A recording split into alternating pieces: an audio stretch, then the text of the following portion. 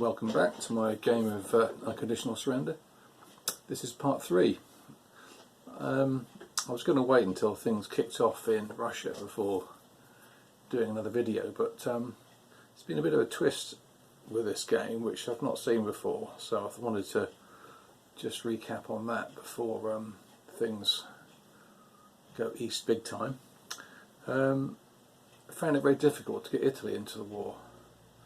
Essentially they really couldn't buy a successful diplomatic chit from the cup. They got 1 or 2 pro-Axis chits in Rome, and then it seemed that they'd either pick a failure chit, or the Allies would have a successful chit pull and be able to remove one of the pro-Axis markers from Rome. So they've never been in a position to get Italy in the war, which I've not seen before. So I guess if you're playing 3-player, makes the Western Allied role pretty neutered. But in terms of gameplay, it's quite interesting. So, as you might recall, I said France was about to fall. Indeed it did. The Germans diverted their forces east. They attacked Yugoslavia, which was sort of tough going in the bad weather, but they've just been successful.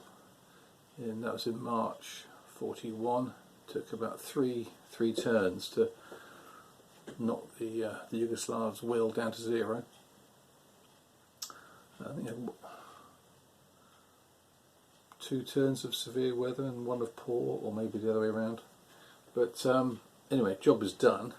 And of course, when you get a successful conquering of an enemy, you get the option to do a restricted political success on a country which borders the one that's just been conquered. So I actually had the choice of Romania, which already had 1 pro-Axis marker in it, or Italy, which also had a pro-Axis marker in it. But of course it would just add to the 1 in Rome, because you need 2 there already to trigger the activation of the country with countries like Italy and Spain. But 1 more was sufficient to activate Romania. So I'm thinking I'm probably about to attack Russia anytime soon, and as the rules indicate, when you're fighting, you're not talking. So essentially all the diplomatic efforts would cease at that point anyway. So I had the opportunity to activate Romania, and to me this gives the Germans a bit of an advantage now, because they'll be able to position their forces into Romania ready for the start of Barbarossa. I mean, normally if Bessarabia has been ceded, then Romania activates as a German ally once you trigger the East Invaded event. So you can move into there during that turn, but of course you're not positioned in an optimal way. So given that we're just going into the April turn, they've got at least a turn to position troops into Romania. And if the weather's good in May, they may jump off in May. If not, they'll have two turns to optimise their deployment before taking on the big bear. So that's quite an interesting choice, I thought. Means that Panzer Army Africa will be joining Army Group Centre or something to add its weight. And then it gives the Western Allies a bit of a quandary, because do they now try and attack into Libya and thereby activating Italy for Germany anyway, or do they just not bother and try and build up a sufficient threat in the UK to maybe do an invasion of France maybe in 43? Don't know, it's interesting choice. I think from memory, there's a period in 1940, mid to late 1940, where the British can really struggle for production points because the strategic warfare tends to go against them early on. 1940, the combination of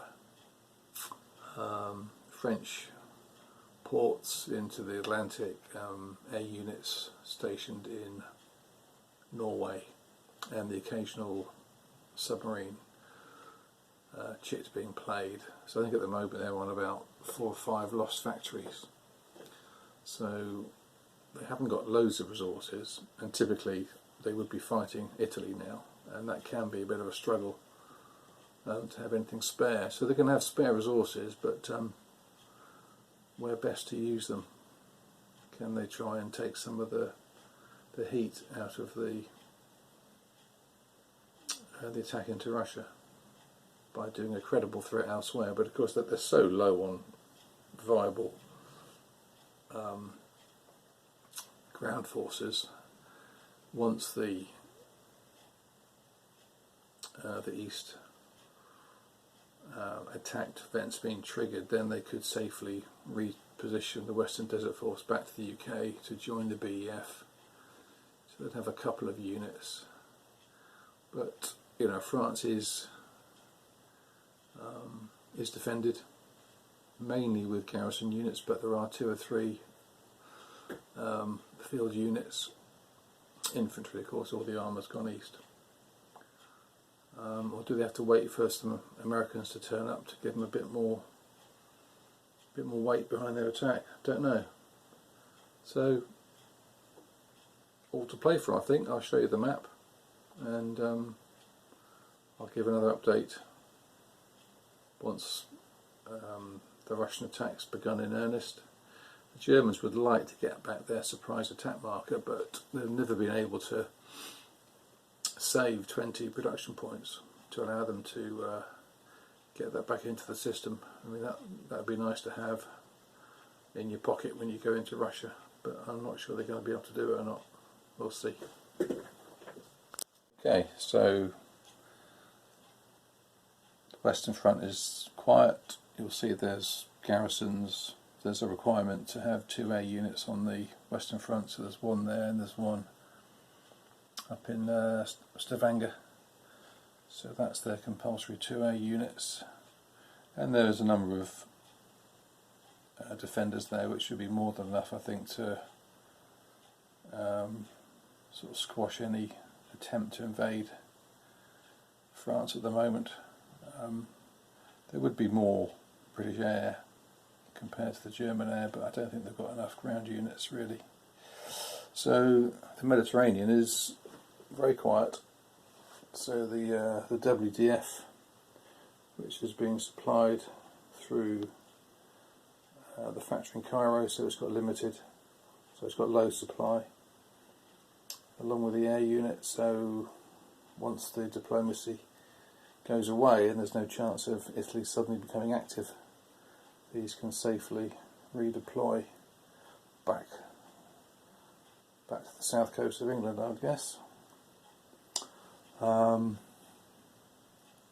Yugoslavia, under the Axis heel, Sarajevo fell, and that's what gave the last 2 losses of will. So I think Split, Zagreb and Sarajevo, and also a couple of units died as well. So the fact that Romania is now active as a result of the diplomatic effect of the conquering of Yugoslavia, you can see this allows them to push German units, not Axis units. These Hungarians are not allowed to go into another active Axis country, so they'll have to find their way up through conquered Poland or whatever into Russia. You've got to keep, I think, 1 back. There is a home defence, so I think 1 of their units must stay within 3 hexes, I think, of the home country. But you can see it does allow the Germans to get, in a good position to attack into Bessarabia. It's a bit of an interesting choice whether to cede that or not, because you get 2 additional will added to the Russians. They also get an army, which I guess is pretty critical. But you're actually exposing 2 cities to being conquered, so that's a loss of 4 will. But I guess the Romanians don't get their factory back, because you don't gain a factory when you conquer an enemy space, and this ceded area is now treated as being part of Russia. So, and it also means that Russia, when they eventually, I suppose, counterattack later in the war, that will be an extra factory for them to add to their production. So, I suppose on reflection, it's beneficial for the Russians to accept all their ceded offerings. And army group centres in north. This 4th Panzer Army is just mobilised, so it's at half strength. That'll be full strength in time for the attack. I think under here we've got Panzer Army Africa, which of course will have another role, different role in this game. So, how will the Germans do against Russia? I'll let you know.